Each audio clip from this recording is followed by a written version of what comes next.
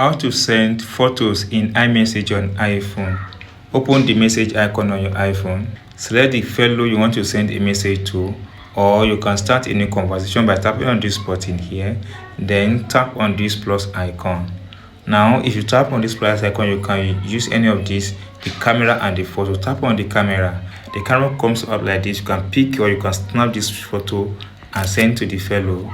Then you can as well tap on this one once you are done with that one. If you are not done with that one, then you can tap on this, close this page and tap on it again and select from the photo. Tap on the photo.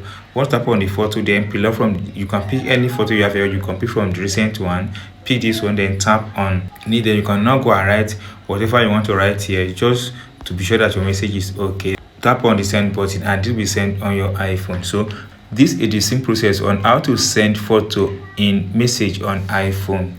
If you are ready to subscribe, please subscribe for more updates like this.